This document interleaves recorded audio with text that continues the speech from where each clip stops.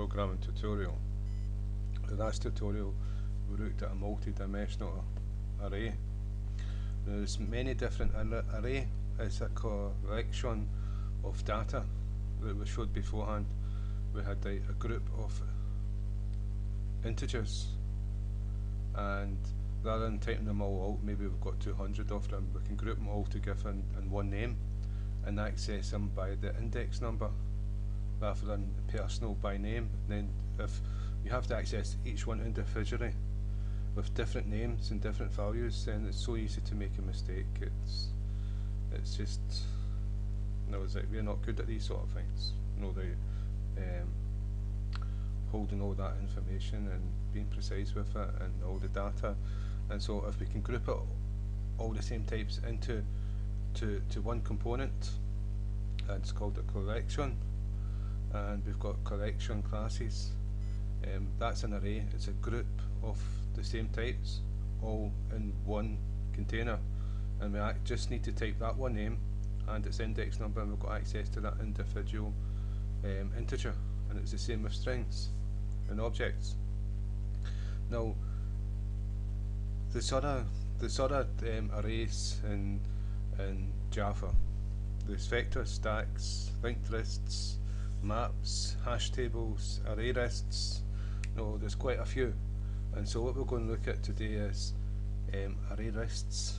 This is an ArrayList, and the difference between this and an array is an array. What you do is, in this one I've created 1, 2, 3, 4 elements, and this has to be, you have to state what size an array is going to be, and you can't expand once the program's been created. You can't expand on the size of that array, and so it may be that you've put in 100 elements, and during the program it tries to write 120.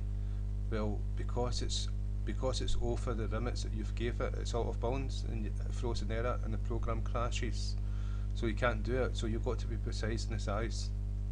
Well, what Java has is ArrayLists, which are dynamic, and the reason why it's dynamic is because it can expand its size and reduce its size at will. So if you thought you needed 100 elements, and during the life of the program it ended up it wanted 120, 100, 200, a dynamic one will expand to that as the program's going along. It won't crash, it will continue, so it will meet your needs. It's dynamic, and the way you create one is different. This is how we would create an integer array, and with square brackets. We've done a multi, so it was 2 square brackets, and if we wanted 3 arrays to this one, it would be 3 and 4 and etc. So it's multi-dimensional, but we'd only have a normal standard one, just 1 square brackets.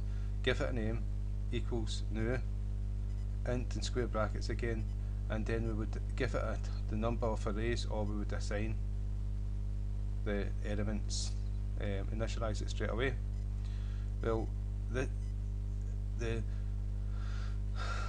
array list is different. This here is the constructor of it, but you start off with saying it's a list, and then you've got to declare what type is going to be this inside this array list, the same as that you said int square brackets, but the int isn't a class, it's a primitive type.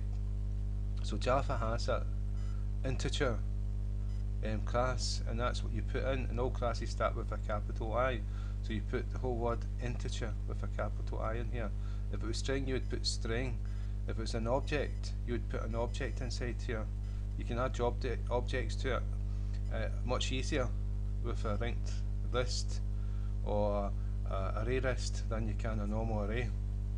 Then after that, you've got the greater.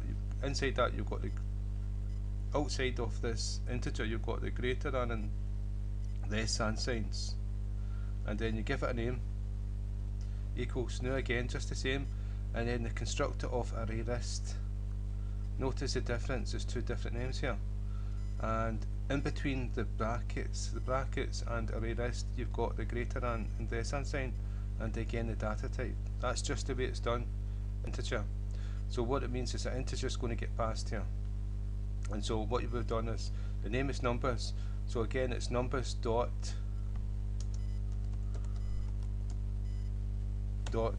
add,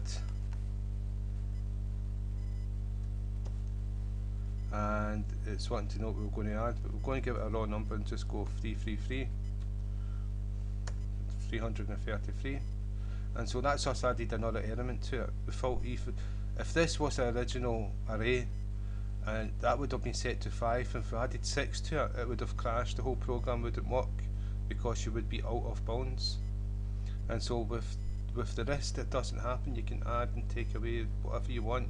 The size is dynamic, the size of the array is getting bigger as it goes wrong, it's getting smaller constantly, it's never the same. It can be the same though, but the use set's changing. And so that's how you create an array, and what I've done is I've used an enhanced for loop.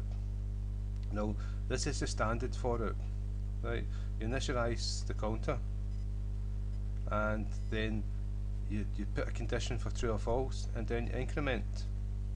Well, Java's got an enhanced one. All you need to do is put in the data type of the array, that's the integer, you see it's highlighted, and then give it a name to access it, and then semicolon to separate the name of the array list. And so this one's called numbers, that's what we called it. So you put numbers in there, and to see all these elements, all you need to do is system print out and put in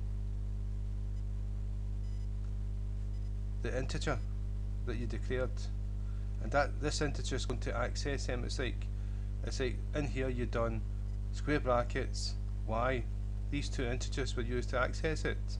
Well, this integer is going to be used to access it without putting this part in. All we've done is just put the integer, the index number in here, and it's going to print out every single one of these elements. That's an enhanced for loop. You can see it starts at 166, 333, 5, 3, 9, 7, 6 different elements, and you can see, you'll see that's what we put into it, and we can mix them up. We can change that to 19919, and you'll see. And we're going to add another element to it. You wouldn't be able to do this without changing the original array to take an extra element, but we can do it here. So you can see there's two, the 7, 1, 2, 3, 4, 5, 6, 7, and it's 2 of these because we put 2 in, and we'll put 1 in front of that just to make it different. And there you go, the 1 in front of it. So that's an array list. Now this is very useful because this is an integer, but this could easily be an object, a class. And you've seen when we've done an array of objects, how we had to initialize each element with another object of the array, which is expensive, so that it would assign value, it would not be null, so it would have the values of that class. And so it was quite complicated, and if someone didn't come across it before, they'd be confused with the exception that was thrown and how to overcome it.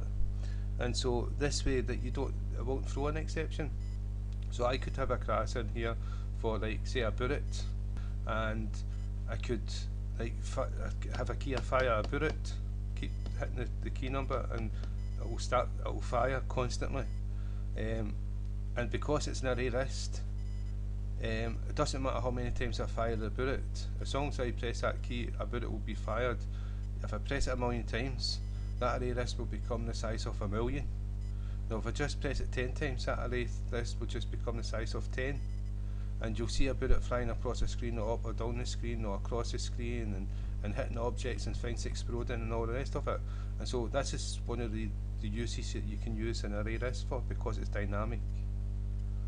And so that's enhanced for loops, and that's array lists. So again, thank you for your time.